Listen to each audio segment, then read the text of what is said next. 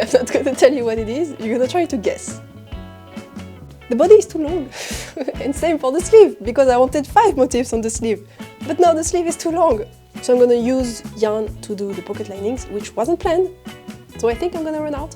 If you're knitting on this and you're, like me, incapable of keeping track,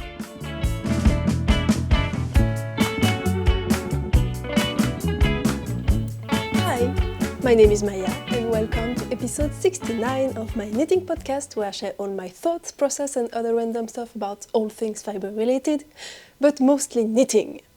Today is the 7th of January 2026, and I'm coming to you from the French-speaking part of Switzerland, where I live with my gecko. And I don't have my co-host with me today, unfortunately. He went back home, so I don't have the cute dog behind me for today. Too bad. But I have a ton of knitting to talk to you about, because it's been a whole month since I did the podcast, because in December, I did one podcast beginning of December, then I did Vlogmas, and then I did an Everything I Need video, and last week I did the winter plans. So it's been a month, so I have a ton of things to tell you about. I have 3 finished objects, 4 work in progress, and an acquisition that is linked to the work in progress, and a giveaway.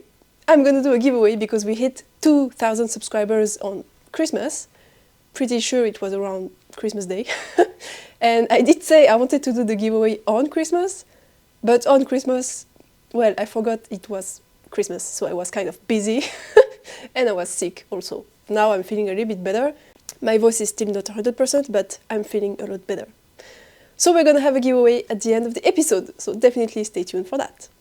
But before we start, I am gonna talk to you about what I'm wearing, which is covered by my hair as usual. So this is a shawl. It's the Shawlography by Stephen West, which is the mystery knit along from 2021. That was a long time ago. I hope I'm gonna remember to take some B-rolls at the end so that I can show you what it looks like, because I'm not gonna take it off right now. It was my first Stephen West project, my first mystery knit along. Yeah, it was a long time ago, so it was my first a lot of things. I really enjoyed the process. It was awesome. I loved every single technique. I had so much fun, but I never wear it because it's a little bit too much for me. And also the color palette is really not my thing. I mean, I really love the colors. The yarn is the Sock Base by Mominoki. So it's a hand-dyed standard sock yarn. So I had this kind of peach, dark grey. No, this is green. Forest green, dark grey, light blue and beige. Beautiful colors. However, since it's a mystery knit along, with the way I placed my colors, it's like color A, B, C and D and E.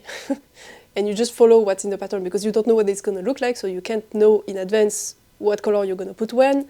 And since you don't know how much of each yarn you're going to use, it's best to not go too far from what's suggested, otherwise you might run out of one of the colors. And I really don't like the color placement. For example, I think, there is this section with stripes. It's the light blue with the forest green, army green, and I really don't like this pairing. And I think any other pairing among the other colors I have would have been beautiful, but this section is really bothering me. I like this one, but I wouldn't have put the beige in this section because it's kind of something that stands out. And it's just that, too bad. It was my first experience. I have no regrets because I loved doing it. I loved the process, but the techniques used, I love doing them, but I don't really like the results, like the I-cord things here. It's a little bit too much. But it's fine. I still loved it, and sometimes I wear it when I go like to a knitting festival or something because it's a fun piece. It's very recognizable. Everybody knows what this is, so sometimes I wear it, but not very often. But it's a shame. I added tassels with the leftovers. Oh, and by the way, I had a lot of leftovers, and I did 2 pairs of socks and a pair of mitts, and I happened to be wearing one of the pairs of socks, so this is what they look like. I just made the color work motif thing. And they are short because I ran out of one of the colors, I don't remember which one. And they are kind of useless because handknit socks that are this short are not warm enough, so I don't wear them. But I have them on today because it feels wasteful if I don't wear them, so I force myself to, but now my feet are cold, so I'm wearing slippers on top of them, but my feet are still cold. Anyway, we're not going to talk about my socks. So this is what I'm wearing. I decided to show you my shawls because I have shown you all my sweaters and garments already, so there you go, a shawl. I don't really wear, but I love it. Now, let's talk about my finished objects. So I have 3, but 2 of them I don't have anymore because they were gift knits and I already gifted them. So the first was a pair of ribbed socks that I made for my dad. So I used only leftovers from stash and I didn't have enough to a pair of socks in one color, so I did stripes. And I did them ribbed because it's easier to have a good fit with ribbing because it hugs the foot, so you can just make them a little bit too big and then it's gonna fit fine. So I did that and my dad loved them. He's super happy and he needs more socks, so I'm gonna continue to make more for him, but he has at least 1 more pair.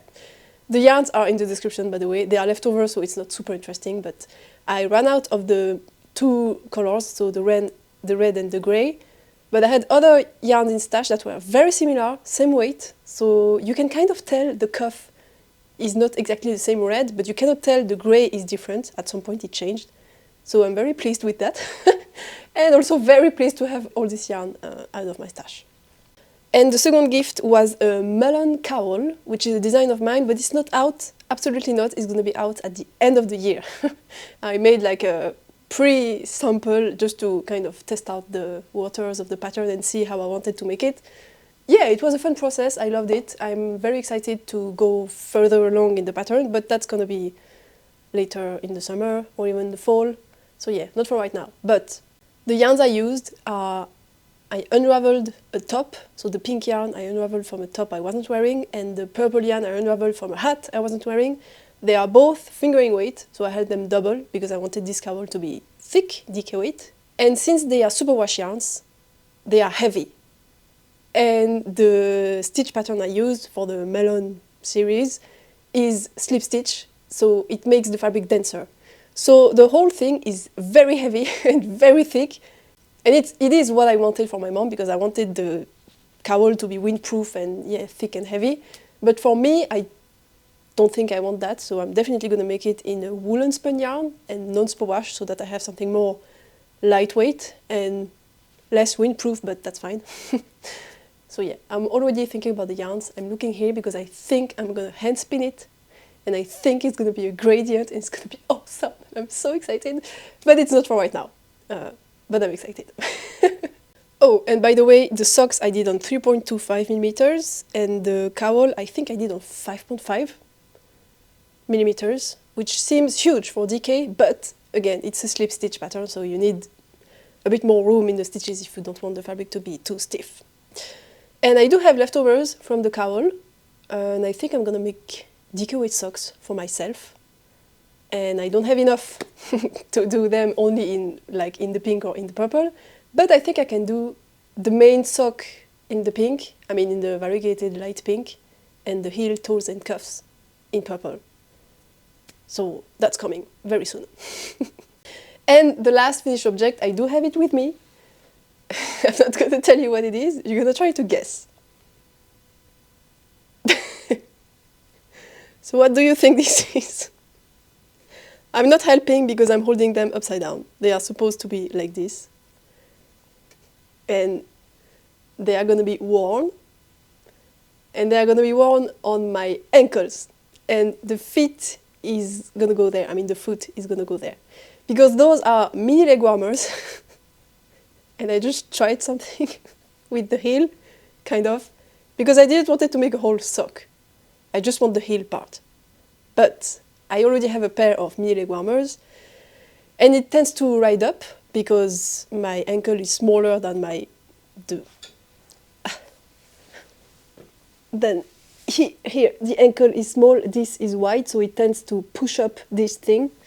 And my boot also tends to push it up because when I walk, my foot gets lifted in the boot, and then when I put my foot on the ground, it comes down in the boot, and then the sides of the boot push anything that's inside the boot outside of the boot. Does this even make sense? So they tend to ride up. So if I want to hold them down, I need to have a sock that's high enough and tight enough to hold on to the thing. But for example, those socks are too short and they are not tight enough. So if I have my mini leg warmer like this, it just doesn't stay there and it just rides up like this. And then the whole point is to warm my ankle and to protect my ankle from the back of my boot, which is shredding my skin. But it doesn't, unless I have a sock high enough, which kind of defeats the purpose because I want to be able to wear the mini leg warmers with my socks that are not high enough. So, yeah. So that's why I decided to try this thing. So the idea is to put it over an existing sock that's too short and to have this hold on to the bottom of my foot. What am I even doing? And this is supposed to be high enough to protect my ankle against the back of my boot and from the cold. And hopefully the bottom here is not going to be too bothering because one of the reasons I struggle with hand knit socks is because I can feel the pearl bumps. So this is definitely 10 times worse than a pearl bump. So I'm definitely going to feel it. But I'm not sure. Maybe it's not going to be too bothering because it's mostly here that the pearl bumps are bothering me because the skin is thinner here. So I have high hopes back there is going to be fine. I don't know. I have no idea. I have never worn them because I wanted to show them before I step on them too bad. So we're going to see. The suspense is real. Maybe it's going to be a genius idea. Maybe it's going to be completely dumb, but I'm never going to wear them. And the thing is, I wanted to use up leftovers, so I used the leftovers from a sweater to do this. This yarn drops air, so definitely not the best for socks, which is also why I didn't wanted to do the bottom of the socks with such a non-sock friendly yarn. So I wanted to use up maximum of this yarn leftover.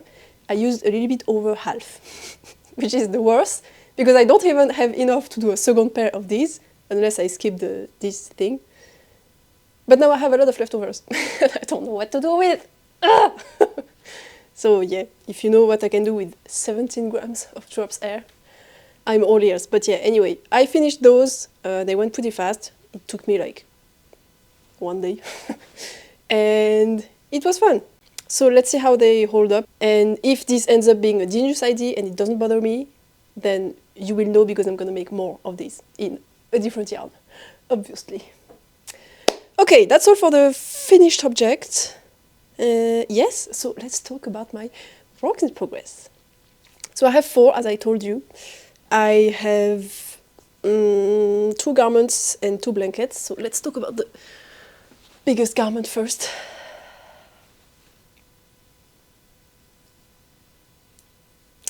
This is... Wait. I have balls attached everywhere. So this is my Patagonia Peaks Lite. It's so good! I love it so much! So I have added the button placket, the button flap. I have finished the body and the sleeve. However, I'm gonna unravel all the color work because I'm not happy with the proportions. Because... So this is using a DK weight boucle, hand-dyed. So the purple is the Bluebird Day colorway by Explore Knits. And the 3 blues, so the dark blue, medium blue, and light blue, those are custom dyed for me by Breathe In Fiber Co. And this is the DK weight version of the original Patagonia Peaks that is knit in iron weight version. But when you change the gauge of your stitches and you have color work, the color work is going to change as well, the proportions. I mean, not the proportions, but the size of the color work. So those triangles, if I just used the same charts to go from the iron weight to the DK weight, they would be much smaller, and I wanted them to be big, bold, and graphic. So I didn't want them to be too small. So I changed the chart to make the triangle a little bit bigger. But the chart is big, and since you need an equal amount of rows in each of the steps. So maybe you can see here, yeah. There are steps in the color work. And in the original version, I had 3 rows in each of the steps of the peaks. But for this version, I used 4 rows. But that adds a lot of rows to the total size of the motif. Of course, the sun came out. It wasn't supposed to be sunny today. So the whole motif is much longer. And since I really wanted to have 4 motifs on the body is too long. And same for the sleeve, because I wanted 5 motifs on the sleeve. But now the sleeve is too long. So I went back to the drawing board, literally. I redrew the charts with a smaller number of rows. So instead of 4 rows for each of the steps, I did 3 again. So that is going to change the proportions, because I did make them a little bit wider compared to the iron weight version, but I'm going to have the same number of rows lengthwise. So they are going to be shorter. So all in all, in the end, the iron weight version has a certain proportion, like this, and the DK weight version is going to be same width, but shorter, which is fine. It really doesn't bother me at all. I was thinking they were feeling a bit too elongated here. It wasn't exactly what I wanted, so it's good.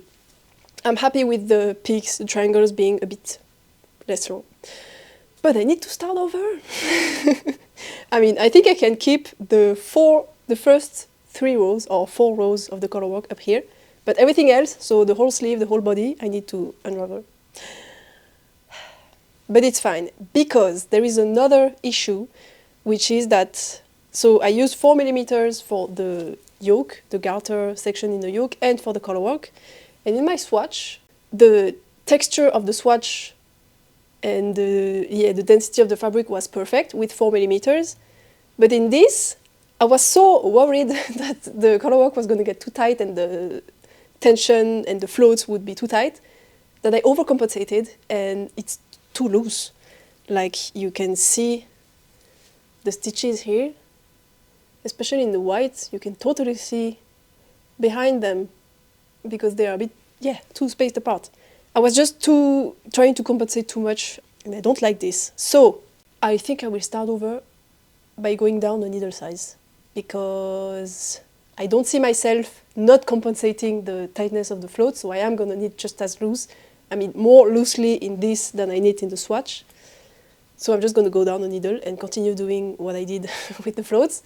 And hopefully I'm going to hit the pattern gauge, because the pattern gauge is supposed to be 19 stitches, and I think my color work is 17 stitches here, which is not okay at all, because the garter gauge is 17 stitches, and if you knit correctly, you cannot have the same gauge for garter and color work with the same needle. You shouldn't have that. The problem is on me. So I'm going to start over with a smaller needle, with smaller charts, and hopefully it will solve all the issue. I've been wanting to unravel it since I discovered this issue, which was on Monday, but I wanted to show it on the podcast, so I stopped myself. And also, right now it's very cold in Switzerland, and there are a few places where, so we have a lot of lakes, and a lot of them can freeze during winter when it's really cold. And there is one lake that is really, really big. It's quite rare that it freezes because it's huge, but it's so beautiful out there when it's freezing. And my dream is to make a photo shoot on this frozen lake. And it froze last night because it was minus 15, so it did freeze. And tonight is also going to be minus 15. But after that, it goes up to like minus 2, 3, and it's going to snow. So it's not going to be the best. But I have hopes that maybe in some parallel universe, I can do pictures of this one on the frozen lake. So I'm not unraveling it because, even if the proportions are not great, if I'm far away and I can like pull on the sleeves a little bit, maybe I can fake it. But I should get going on it because I want to have it finished, because I want to wear it. Maya from the future. I was filming the B-roll to show you how this fits, and I realized I totally forgot to tell you that you can still apply to test it, this thing. So the application form will close tomorrow on Friday the 9th. So you still have a day to apply. And sizes are filling up quickly, but there is a lot of room left in size 1 and in the bigger sizes like 7, 8, 9, stuff like that. And size 1 is really small, but I added it to the sizing so that teenagers could also have one. So it's really small, but it's because it's made for teenagers. I mean, or people that are really, really small, but yeah. It's made to fit bust like 61 centimeters. I don't know how much that's in inches, but yeah, it's a small size. So if you have a kid or a teenager that would want something like this, you can apply for them also. So while I'm here, I'm going to show you how it fits and why I'm going to start over the color work. So the body is too long. I mean, it could be fine, but it's not very, how do you say, flattering for my body shape. I mean, also I'm wearing sweatpants, but it ends exactly at the point where I'm the widest, so it doesn't look that great.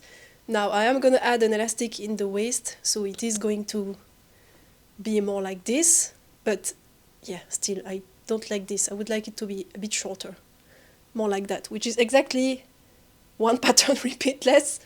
And I don't want to have one less pattern repeat because I don't want to have 3 repeats on the body. I want 4.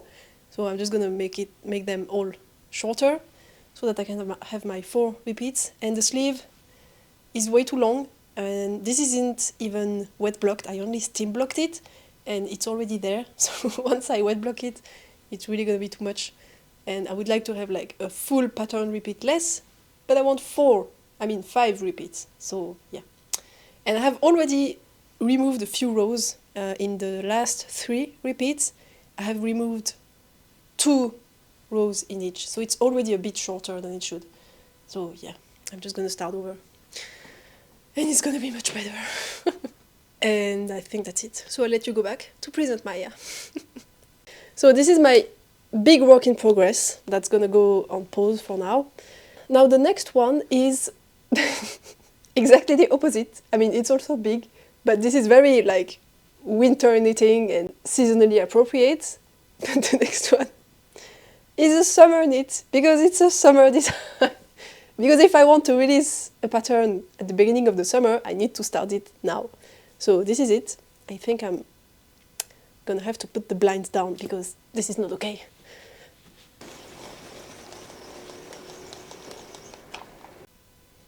Okay, the lighting is super weird because it feels wrong to block the sun in the winter because it's so rare that we have a sunny day. So I didn't put the blinds all the way down, but then I'm lit up from the bottom now. So sorry for the ominous lighting. I forgot to tell you that I did put the buttons up on my Patagonia Peaks. They are press fasteners, I think they are called. This is what they look like. So yeah, I can close them like this. I love them. I should probably have put a lining on the back to make the fabric a little bit stronger because yeah, you have to pull pretty hard to open the buttons and I have to be really careful if I don't want to tear apart the fabric. But I couldn't be bothered, so I didn't. I'm probably gonna regret that, but that's a problem for future Maya. So I was talking about my summer knitting, which is appropriate considering how much sun there is right now. But this is a new design. It doesn't have a name yet. It's going to be a pair of shorts. And they're going to be lots of positive ease, flowy, summery, lightweight, beautiful. It's going to be awesome. And it's going to have pockets, which is what those stitches on hold are. I'm so excited. It's going to be awesome. And I finished the first ball. So the yarn I'm using is Pernel by Nutiden. It's 100% hemp yarn and I used it already in a summer top that I wear all the time. It's my favorite. It's just perfect. The drape is incredible and the fabric is quite thick and heavy, but it's super breathable. I don't feel hot even if it's 35 degrees out. It's very, very impressive. It's really an incredible yarn. And it's gonna be perfect for shorts because it's thick and it's strong. And if your butt rubs around everywhere because it's your butt and you sit on it, this yarn is gonna hold up. So yeah, definitely perfect selection for a design like this. And yeah, that's it. So I finished the first skein. I have another one here. So this is what it looks like. In the skein form, it's solid. And it stays like this. The colorway is bleu gris, and I have 4 of them, and I think I'm gonna run out because I decided to do the pockets not with fabric lining, which was my initial plan, but I decided to do them with knitted fabric. So I'm gonna use yarn to do the pocket linings, which wasn't planned, so I think I'm gonna run out. But we will see. And as you can tell, there is this little vertical details here going, and those are where the increases are happening, because the shape of the whole thing is going to be flared quite a lot, because I want to have a lot of fabric, because I want them to be flowy and summery and beautiful. A little bit like the skater skirt, which is the first design I published. It was in 2024, I think, yes. And I really, really love this skater style shape of bottoms with a very high waist. And I've been wanting to make a short version of that, but I figured I'm pretty sure I can find an existing pattern on Ravelry, because believe it or not, there are more short designs than skirts, at least in my experience. And I have seen quite a lot of beautiful, flowy, oversized shorts, like this one on Ravelry. So I figured I could just knit one of those. But then I realized, looking into it, that there is not a single one that is size inclusive. All of them stop at like 120 centimeters waist, which is minuscule. A lot of people are bigger than that. And I was so pissed that I decided to make my own. So this is not a groundbreaking pattern. There are a lot of positivist summery shorts like this. But this one is going to be size inclusive. And it's going to have pockets, and it's going to have this vertical detailing that makes it a little bit more dressed up, I guess, than the other ones I have seen. And I'm super excited. I'm going to live in that thing. I just cannot wait to have it done. And I'm losing all my stitches, but yeah, whatever.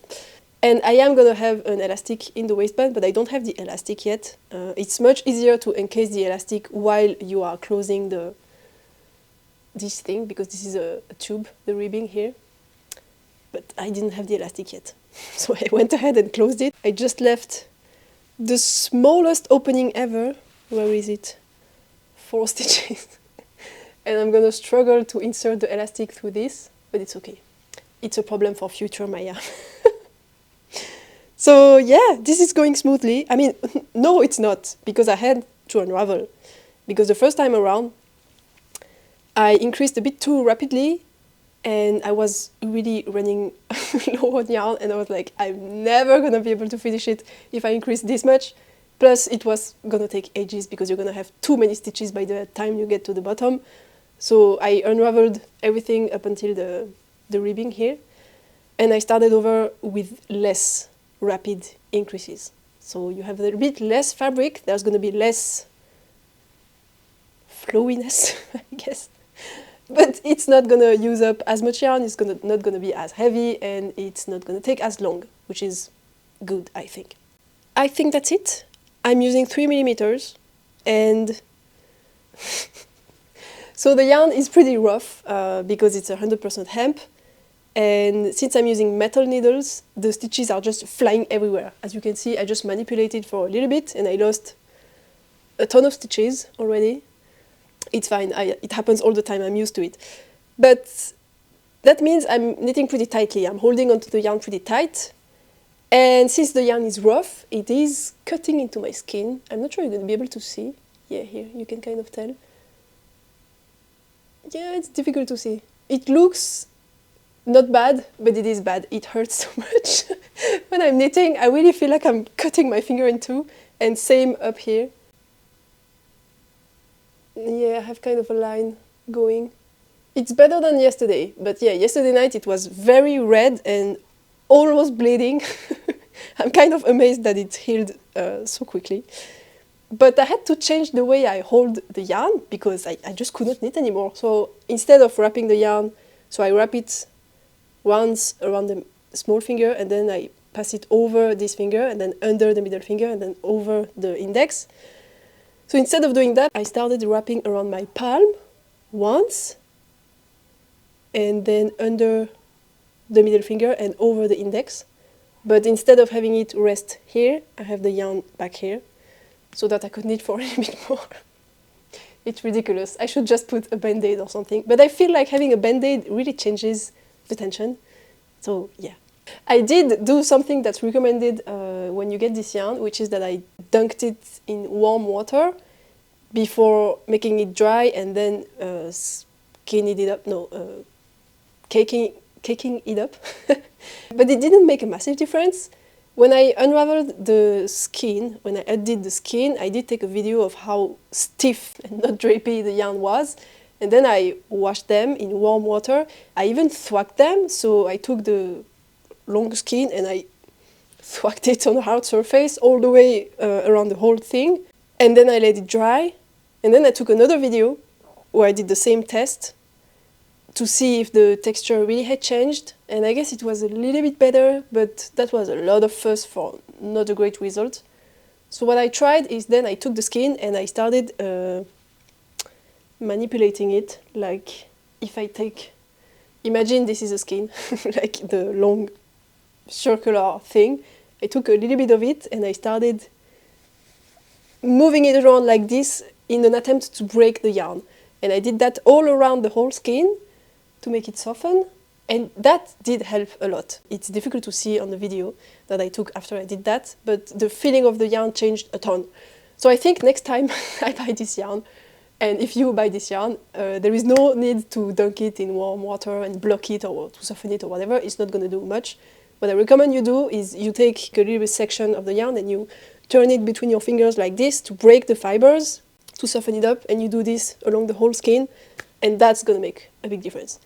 But it's not enough to not hurt my finger, but it would be a lot worse if I hadn't done that. So yeah, that's my pro tip if you ever knit with this yarn.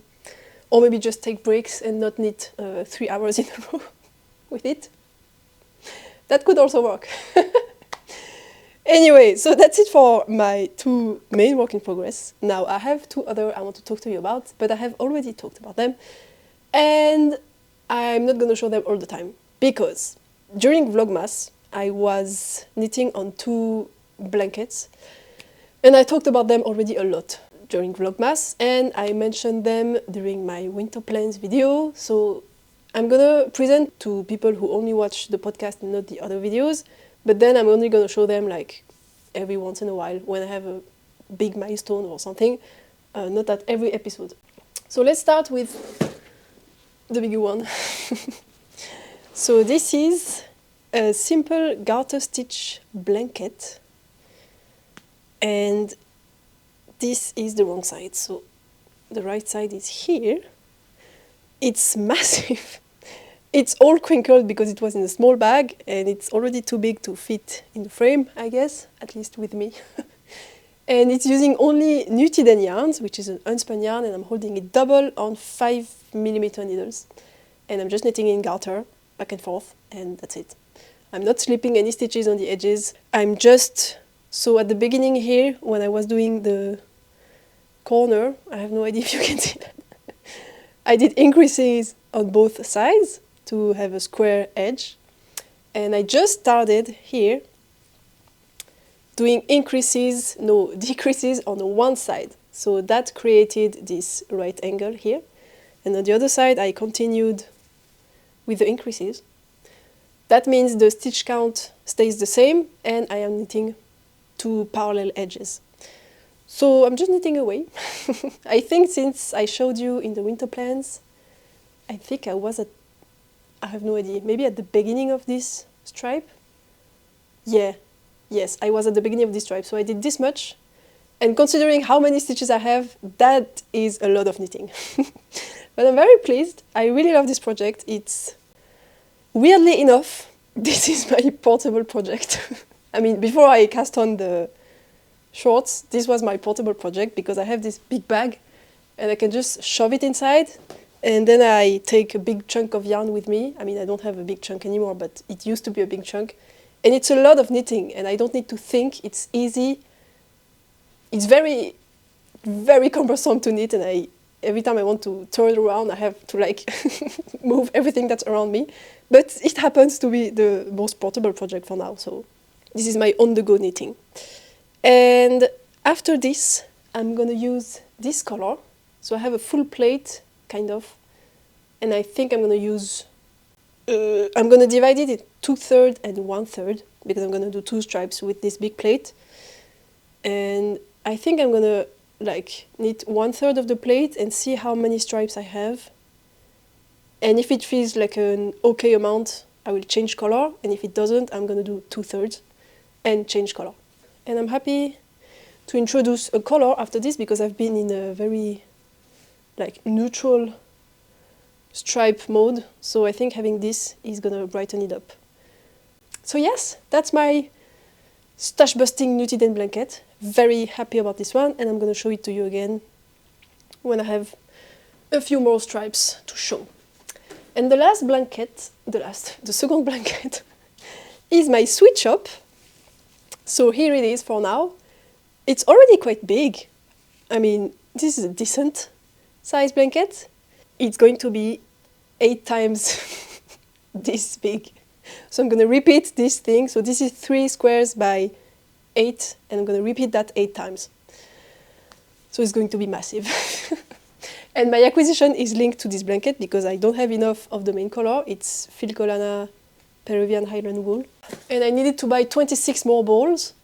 So I have 13 in this box, and I bought them in Germany because the threshold for paying taxes is 63 Swiss francs, including shipping.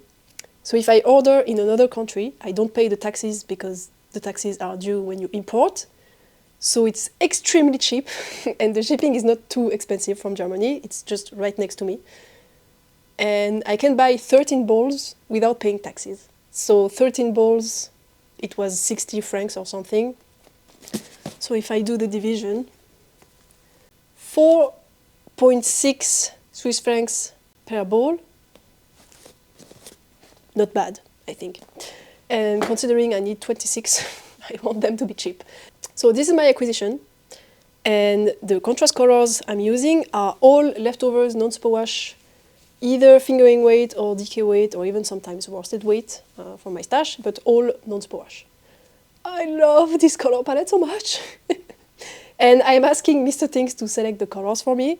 So this is the colors I have left to include for now. And I asked him to arrange all the colors and take a picture because I want this block to be 4 squares wide and 8 squares long. And then I'm gonna have used all the colors once, because in this basket I have the colors I have already included in the blanket. So once I have used all my colors at least once, sometimes twice if I have a lot of them, I'm gonna start over the cycle. I'm gonna move all the colors into one basket and start over another one of those 4 squares by 8 pieces and repeat that. The question I was asking myself is maybe I could do all of these separately so that it's a little bit less cumbersome to knit on. And then I can sew them all together at the end. But I'm pretty sure there's going to be a big difference between when I attach them on the go and when I sew them together. And I don't want that. So I think I'm just going to deal with it, bite the bullet, and just have this on me every time I knit. And it's quite annoying because you really have to turn your round all the time because the squares are small and there are a lot of rows, but it's fine. I'm going to survive, hopefully. Maybe I'm going to change my mind when I have 3 of these connected together, but yeah, whatever. This is a problem for future Maya. Sorry, future Maya. And the modifications I did, so I'm using 4mm needles, which I think is a recommended needle. And I made the squares slightly smaller. I removed 6 stitches from the total stitch count. And I'm also doing another modification because when you work each square, so you attach them as you go and they are worked with short rows, which is not a secret. And if you look at them, I mean, you can kind of guess that they are worked in this direction, which means when you do the foundation triangle, you increase in some way, and when you do the main color or the opposite or whatever, you decrease. And there are a few ways to decrease evenly to make a triangular shape. So you can use a ton of different types of decreases, of course, but you can also either decrease at the end and the beginning, no, at the beginning and the end of each row every other row. So for example, you decrease at the beginning and the end of each right side row, for example. Or you can decrease at the end of each row. So right side row, you decrease at the end, wrong side row, you decrease at the end. The result is the same, except the process is a little bit different. The edges, this is not a secret either, you can just see it when you look at the pattern. The edges are made with slip stitches. And for the selvage stitch, it's the same as for shaping. You can either slip the stitch at the beginning and the end of each right side row, for example, or slip it at the end of each row, right side and wrong side. And this pattern is written in a way that you slip the last stitch of each row, but you decrease only on the right side rows at the beginning of the end. And I find it so confusing. I struggled so bad because if you decrease only on the right side rows, it means you have to keep track of each row is a right side row, which is very difficult with garter. So of course you can tell because you can see when you're on the wrong side, you can see this. This is on the wrong side.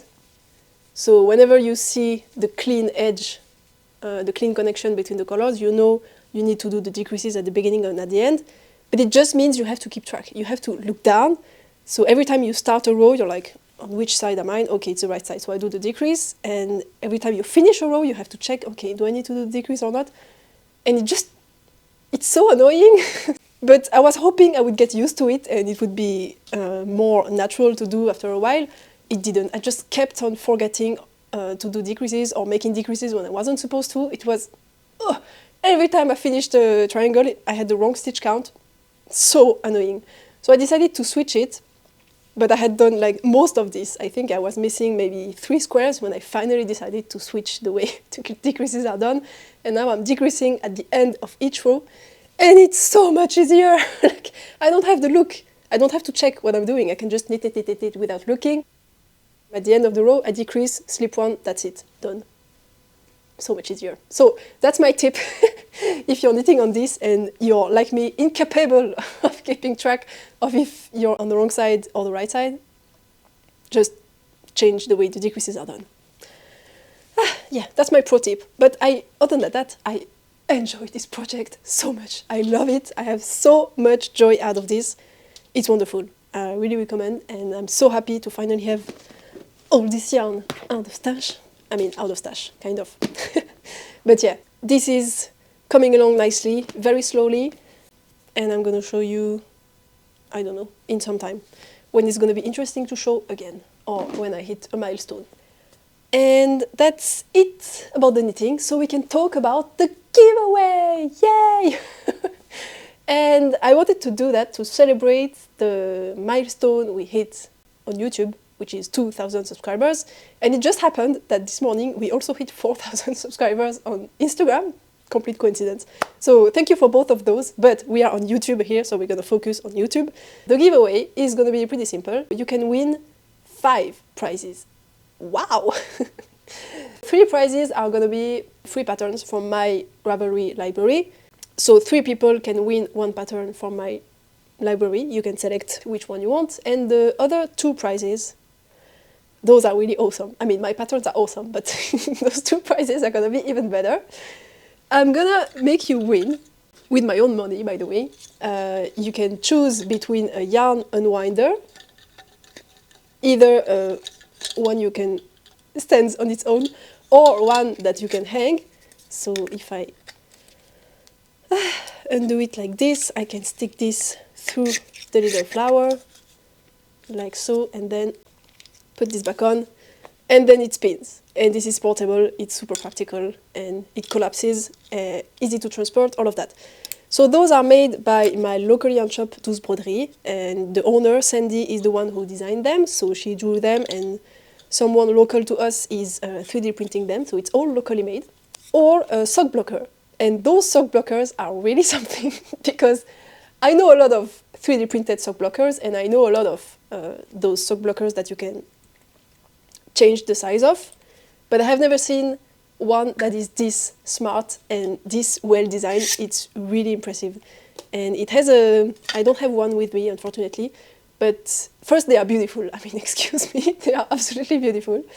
And they have this thing where you can turn a little knob, a beautiful knob shaped like a flower. You can just turn it to release the knob that you can then take out, and then you can take out the tip of the sock so that you can change the size. You put it wherever you want, and then you place the knob again, you turn it, and it locks, and it's sturdy, and it's easy to use, and it's waterproof, and it's beautiful. It's awesome. So 2 people can win one of those items. You can select between a yarn unwinder, this one, or the sock blocker. For 2 people. So 5 prizes total. And to enter the giveaway, you need to, 1, be subscribed to the channel. You need to like the video, and you need to comment with the word, I haven't thought about it. Comment with the word summer. And tell me if you like summer or not. I don't know. I love summer. I wish it was summer, but it's winter. So comment with the word summer, completely unrelated to the video, but whatever. And if you would like to win one of these, you can also tell me which one you want. Even if you don't tell me, it's fine. I can also ask you later on. But if you have an idea already, you can tell me. And I think that's it. So good luck to you all. And of course, I am not going to contact you by answering to your comments to tell you you have won. If you have won something, I'm going to announce it in the next podcast, which is going to be, I don't know. I think in 2 weeks, because I think next week I'm going to do the first video of the Stashing Down series. So I think I'm going to do the how do you say tirage au sort? Tirage au sort in 2 weeks for next podcast. So you have 2 weeks to enter and comment with the word summer in your comment. And yeah, I think that's it. I haven't forgotten anything. So thank you so much for your support. Thank you so much for being here with me, for listening to my rambles while I talk about stuff I like. And I hope you enjoyed this video. I hope to see you again soon, next week for the beginning of the Stashing Down challenge, or in 2 weeks for a podcast. Happy knitting. I love you.